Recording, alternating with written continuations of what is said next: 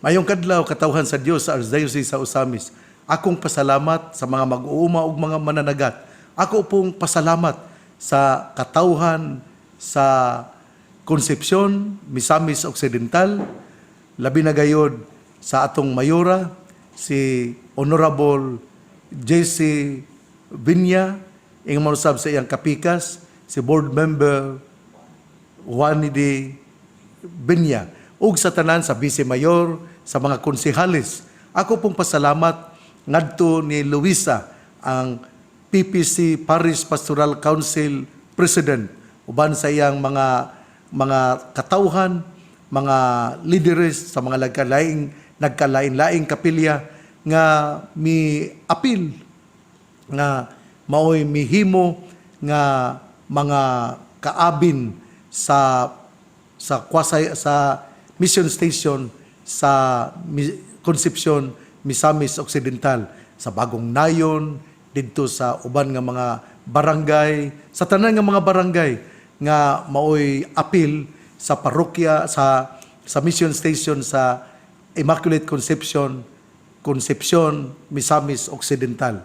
Unya kining karong pong adlaw humani ini moadto ko sa Burgos, Lopisaina, Misamis Occidental kay ako muhimo man ining adlawng Biyernes, June 3, muhimo man ako sa confirmation didto. Muna nga ngadto ni Father Danny Rodinas, ang kura paroko sa Macalibre Alto Holy Rosary Parish dinha, unya ang Barangay Burgos sakop man sa iyang parokya. Moana ako dayon iniguman ning pamalandong, unya sa alas 9:30 atong himuon ang confirmation dina sa Burgos, unya sa Sabado dina na pod sa Mother Church dina sa Macalibre Alto, Misamis Lopisaina, Misamis Occidental. Nining adlong Biyernes atong kutloon ang Ebanghelyo sumala ni San Juan. Human sila makakaon, mingon si Jesus kang Simon Pedro, Simon, anak ni Juan, gihigugma mo ba ako labaw sa imong paghigugma sa uban? Siya mitubag, oo Ginoo, nasayod ka nga gihigugma ko ikaw. Si Jesus mingon kaniya, atimana ang akong mga nating karnero. Unya mingon na usab si Jesus kaniya, Simon, anak ni Juan, gihigugma mo ba ako? Si Simon mitubag pag-usab, oo Ginoo, nasayod ka nga gihigugma ko ikaw. Si Jesus mitubag kaniya, atimana ang akong mga karnero. Unya, sa ikatulong higayon, si Jesus mingon, Simon, anak ni Juan, gihigugma mo ba ako? Si Pedro nasubo tungod kay gipangutana man siya ni Jesus sa makatulo kung siya gihigugma ba niya. Og si Pedro mingon kaniya, Ginoo, nasayod ka sa tanan, nasayod ka nga gihigugma ko ikaw. Si Jesus mingon kaniya, atimana ang akong mga karnero. Sultihan ko ikaw, basta batanon ka pa, ikaw ra nagbakos sa imong kaugalingon, ug nakaadto ka sa bisan diin nga gusto mong adtuan. Apan inig katigulang na nimo, idupa mo ang imong mga kamot, ug lain na ang magbakos kanimo, ug dadon ka sa dapit nga dili mo gustong adtuan. Sa pagsulti niya niini, gipasabot ni Jesus kung unsa nga paagiha si Pedro mamatay aron paghimaya sa Dios. Unya mingon si Jesus kaniya, sunod kanako. Ebanghelyo sa tong Ginoo, daygon ikaw o Kristo. Mga igsoon, ang atong ebanghelyo karon puno gyud sa pagtulunan. Ug ang sentro sa mao nga pagtulunan mao gayud ang gugma. Si Jesus nakikinabi sa iyang mga apostoles, apan iya gyud nga gipunting ang iyang pangutana ngadto ni Pedro. Ngano man kaha, tungod kay si Pedro mauman ang iyang gitahasan nga maoy mangulo sa simbahan. Sanglit gitahasan man sa pagpangulo sa simbahan, mao na nga iyag yung gituki, iyag yung gipangutana aron makahibalo siya sa panghuna-huna ni Pedro. Ang pangutana sa atong Ginoo maura gayon, kung gihigugma mo ba ako labaw sa tanan. kini dayong gugma, no? Importante gyud kaayo. Kung wala gali tay gugma, di man ta ganahan nga mo trabaho. Kung wala gali tay gugma, uga ang atong pagkukabildo sa atong mga higala. Kung wala gali tay gugma, dili gyud mainiton ang atong pagtimbaya sa atong isig katawo. Ang gugma mao gayud ang mudasig kanato. Ang gugma daw usa ka enerhiya nga maoy mupasipot, muganoy kanato aron kita muhimo sa gimbuhaton nga dili kita kapuyan, nga dili kita magsigi og yaw-yaw, nga dili kita mabalaka. Kung naagali ang gugma, nindot yun kaayo ang dagan sa kinabuhi. Kung ikaw po nahigugma, nindot po ang imo nga kinabuhi. Kay ang tao nga wala makasinati o gugma, pobre pa sa suok nga walay ok-ok. Muna nga, importante kaayo nga ang tao magbaton yun o gugma. Gugma sa iyang isig katao, gugma sa Ginoo, o gugma sa pagpang-alagad. Pero dinhi sa itong Ebanghelyo karon, nga naman, nga nakadungog naman ang atong Ginoo, nga si Pedro nahigugma kaniya, agi og tubag sa iyang pangutana kung gihigugma mo ba siya, kung si Pedro nahigugma ba niya. Si Pedro mitubag man gyud nga oo, gihigugma ko ikaw. Sa pagtulunan gud, sa pagtuki sa mga Bible scholars, ang gipangayo sa tong Ginoo gugma, pero lahi nga gugma. Sa gugma gud do na mo gitawag og kining sa pinulungan nga Griko na mo gitawag og filial love. Filia meaning gugma sa mga panaghigalaay, nya napod ang gitawag og eros love, kining erotic love, sexual love, nga gugma nga diin ang punto maura ang pakighilawas o kining sexual nga pamaagi. Ug na ang gitawag og agape love. Kining agape love mao kini ang gitawag og sacrificial love. Ang gitubag ni Pedro sa pangutana nga gigugma mo ba ako? Tungod lagi kay iyamang gitratar ang atong Ginoo nga iyang amigo, ang iyang tubag mao ang philia love. Mingon siya, oo, I love you. Ang iyang gugma, pero ang iyang gugma, filial love, filia.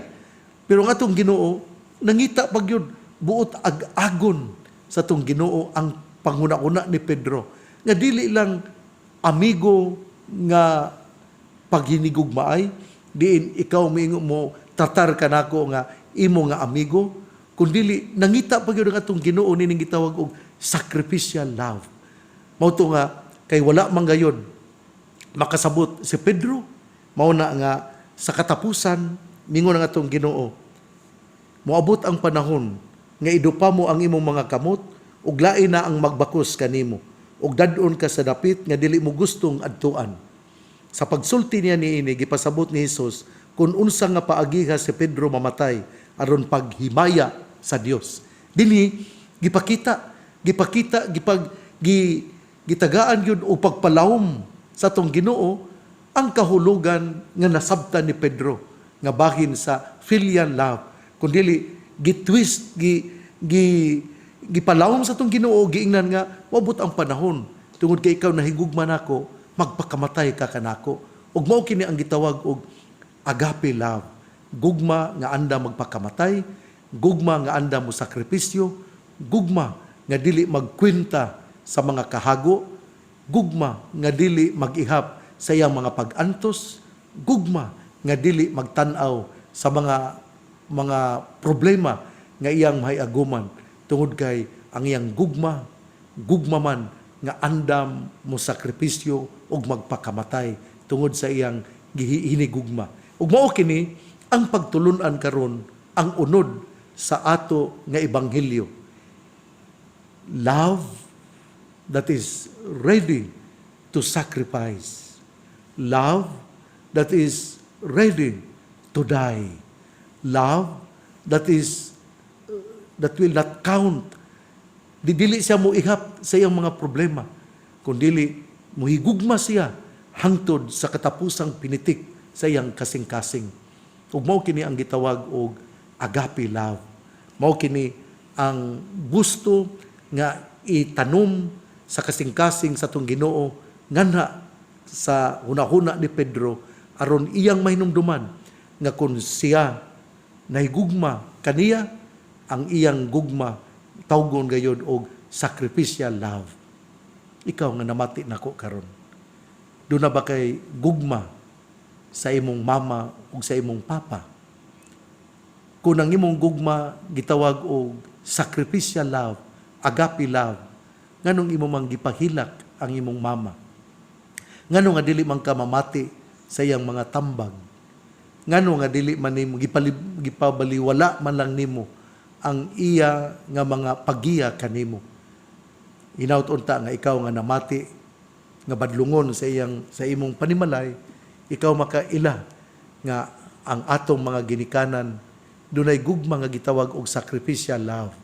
O hinaut unta nga kini atong suklian usab nining gitawag og sacrificial love. Ug mao pud kini ang gugma sa sawag bana. Dili sila mag-ihap silang mga kaguol, dili sila mag-ihap silang mga pag-antos, kundi magtambayayungay sila aron mamahimong maanindot ang ilang banay.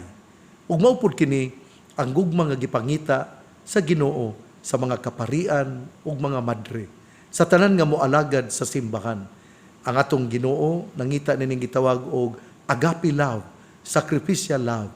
Hinaut unta ikaw padre, dili ka magunahuna sa unsay imong makuha nga bahandi sa imong pagpang-alagad, kundi imong huna-hunaon na ikaw gitawag sa simbahan ug ikaw misugot sama ni Pedro nga ang imong gugma sa Ginoo mao ang gitawag og agape love, sacrificial love. Mao na nga mga kaparian atong adtuan ang mga hilit, mga lugar nga lisod diin panagsara kayo nato adtuan kausara tingali sa katuig. Pwede ba nga ato kining i-increase ngadto sa ikatulo or ikaapat nga pagbisita nato silang mga kapilya? Inaot unta nga sa inyong mga meeting inyo na nga i-schedule ang pag-adto, pagbisita sa mga hilit, mga lugar nga panagsara nga adtuan sa periphery. Tungod kay kung dili gyud nato maadtuan ang ato nga mga kapilya, sakmiton sila sa lain nga mga pundok ug mawala ang ato nga mga tinuhuan niya anang maong lugara. Mao na nga bisitahan yun nato ang gitawag og periphery. Bisitahan yun nato ang gitawag nga ihilit. Bisitahan yun nato ang gitawag nga lisod o halayo nga lugar, kay kini ato mang napakita ang atong gugma nga to sa Ginoo o ang atong gugma sa atong pagtuo nga ato gyud nga gihatagan og sakripisyo tungod og alang sa kaluwasan sa katawhan. Hinaut unta nga mao kini ang ato nga gihimo samtang kita nag-alagad.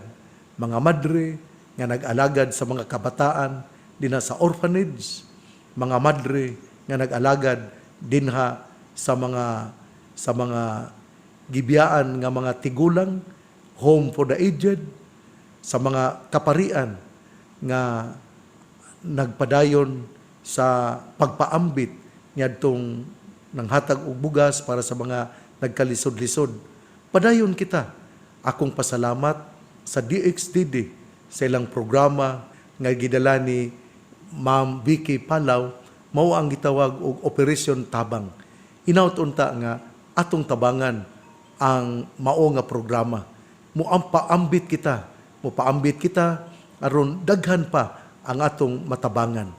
Nindot gyud kaayo kun ang ato nga bahandi atong ipaambit ngadto sa mga nagkalisod-lisod.